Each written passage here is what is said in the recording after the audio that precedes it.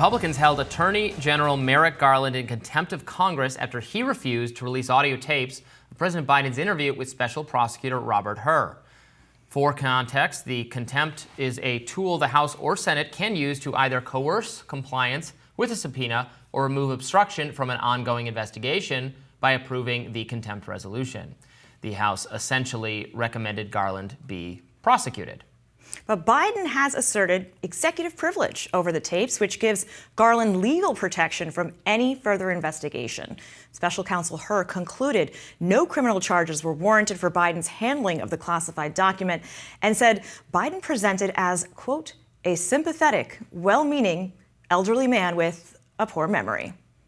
Republican Representative Jim Jordan, who spearheaded the effort, explained the reasoning. Here, take a look. Joe Biden had strong motivations for ignoring classified procedures because he was writing a book for which he got paid $8 million. So we have motive, an $8 million motive. We have the elements of the crime, knowingly keeping, knowingly disclosing, giving that information to someone who wasn't allowed to get it. We have all that, and yet the special counsel said he would not recommend charges for President Biden. We think we're entitled to, we know we're entitled to all the evidence, and that includes the best evidence, which is this audio tape. That's why we sent the subpoena. The Attorney General has been clear he's not going to give that information to us. So that's why we have the contempt resolution. We assume this is going to wind up in court, but we think our case is strong, and we think that we will prevail. Democratic Congressman Jamie Raskin fired back at House Republicans on the floor. Let's watch. And it's rich beyond measure, like a billionaire rich, to be asked to hold the Attorney General in contempt by people who themselves received subpoenas to testify before the January 6th committee, who never rendered a single document nor a single minute of testimony to the January 6th committee. And many reacted to the measure on X. Fox News contributor Guy Benson said, quote, Garland is withholding the Biden-Hur audio recording for obviously political reasons. His excuses make no sense. Yes, ours want the tapes for politics too, but that's not a legal justification for the AG's stonewall. Democratic Congressman Adam Schiff, meanwhile, said it's Republicans who are making things political, writing, quote, they failed to impeach President Biden. The impeachment of Mayorkas, also a failure. Now they hold AG Garland in contempt, all while doing nothing for the American people. The only House GOP success? Making the case for their own replacement. I find this to be fascinating because President Trump also is exerting executive privilege, and everyone is now trying to run out the clock of actually having any of this have an impact. And Stephen Bannon now serving time for the contempt case that was several years ago at this point. And in all of this, you have Merrick Garland just kind of sitting there answering questions, who back in 2016 could have been a Supreme Court judge. That's right. And now he has to sit there and just take it from Jim Jordan, who sounds really jealous about that $8 million book deal. So look, there's nothing new about a government official refusing to turn over documents or audio recordings. That happens all the time, even when things are like directly and obviously declassified, or there's been instructions to declassify, like the COVID origins investigation. Still don't know what the government knows, even though it was signed on a bipartisan basis, and even Joe Biden said it should be released. So this is not at all surprising. I do think, and without the hypocrisy point, okay, who cares, whatever. It's every day is January 6th. I would like to access those tapes, frankly. What caused Robert Hur to make his conclusion that Joe Biden should not be prosecuted? I think that's a fine decision to have arrived at based on the documents case. Everybody and their grandmothers has boxes of documents from the government, apparently. Again, I think because everything is classified, is overclassified too automatically. It doesn't seem like it really matters, and he gave the documents back, so fine. But here's the important thing. Robert Hur was actually slammed by many Democrats and mainstream media figures for the way he contextualized his decision not to prosecute. He describing Biden as an elderly, forgetful man, saying that Biden had failed to recall certain dates, couldn't remember when his son had actually died, et cetera. And then a lot of Democrats were mad, like, this is forget the prosecution, this is a campaign issue, is what you're making this. And then and Biden said that Hur had asked him about the date of his son's death, but then there was subsequent reporting by people who were in the room who said that that's not how it happened. So we can clear this all up if we listen to the tapes. I think it's very telling that the administration doesn't want you to hear the tapes, which lets them make their case that the whole thing was unfair and the way Hur contextualized it was unfair. So if it was going to exonerate Biden of the charge of being forgetful in a conversation, I think they probably would release it. They're not releasing it. What does that tell you? Well, so much of it is that if you start releasing information, right, and this is the Trump argument as well, when it comes to executive privilege, the general counsels in the White House will always protect the office because they're thinking about who comes next also. Right, so that idea of precedent. If we start releasing this now, what are you going to start releasing 15 years from now? And suddenly, oh my God, everyone's going to know what the president is talking about. Which, listen, I'm all in favor. Let's do it. I'm all in favor of more right now. I'm all in favor of transparency, and the more that's shared with the public, better. When I was in government, had a national security clearance, and if I had even left a paper out on my desk the next day when they went through the rooms, I would get a written warning and my supervisor would know. So all of this boxes in Mar-a-Lago of national security documents, and just boggles my mind that this is where we are. But hey, must be nice to be president of the United States. All right, well, everybody had him. Trump didn't give him back. That was why he got in trouble, I mean, right? Fine, so I'm not defending Trump, but they all had him.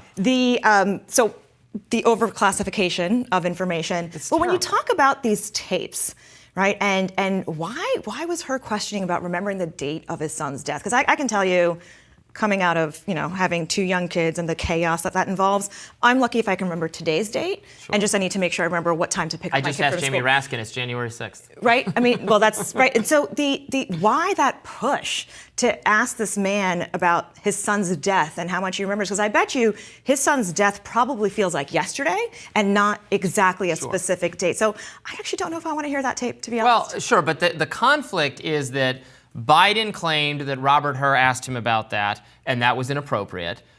Fine. But then there was a subsequent report by NBC News where they had a source in the room at the time, and the source told them, actually, that's not how it went down. Biden started, volunteered that subject, went into that subject, and was getting the dates wrong. Robert Hur didn't scrutinize him on it. It was Biden who brought it up, which then made it fair game. So again, we could know who's right if we heard the tape. Well, you and I have written plenty of documents, memos and reports and articles, and you can choose what to write and what to describe and what not. And what I read earlier was a very potent and direct statement about, a particular person and an assessment of them that typically does fall out of the realm of describing what you would in a legal proceeding.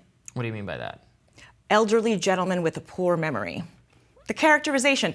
Because you know what I would have loved to see? I would have loved to see what Robert Mueller wanted to characterize Trump and everybody else around him in the Russia investigation. That was a more staid report that actually had far more detail and evidence behind it, and for nerds like me makes for fascinating reading, but there was no characterization of the person's personality that was specifically tied to political narratives. Also, the fact they're both old. Like they are. Yeah, they're both old, yeah. But it's more. And they both skip words. Sure, but it's more. I mean, it's an issue for Biden because even a majority of polled Democrats think Biden seems older. He forgets. Trump seems the same way he's been for forever, right? There's not a lot of noticeable once wackadoodle, aging. always wackadoodle, and it's fine. Well, I mean, I could give you my personal opinion, but I also could just look at the polls where people consistently rate Biden's age as an issue in a way they don't for Trump. It's almost as if my personal opinion is I wish both of our I wish we had different candidates. I wish we had younger people in general. I wish our entire government was not run by the elderly and forgetful. Dianne Feinstein dies in office. We have the oldest Congress in human history. I mean, in American history. You're taking my talking points. Yeah, the gerontocracy is bad.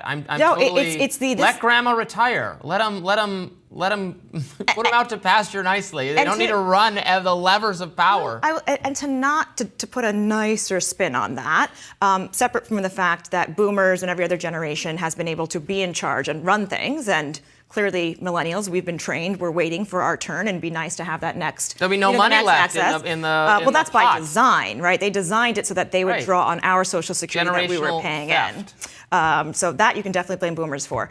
There's also something about that continuity of life and show me what it's like to not be a workaholic the rest of your life. Show me what it's like to actually take what you earned and enjoy life and do something with that. So like if you're working till the age of 75 and 80, that's a problem in our capitalist society, right? Do that because you want to, not because you have to, or because you feel compelled that that's the only way to live life. But I'll get off my, woo-woo, what life really should be soapbox and get back to the point at hand, which is that, yes, our power dynamics are controlled by people who are out of touch with the realities of what we are experiencing. Yeah. I just wish that we were a little more fair on the fact that both of the leading candidates for the major political parties have those challenges, and understanding that when you make something a campaign issue, of course it's going to start picking up in polls. That's the whole point.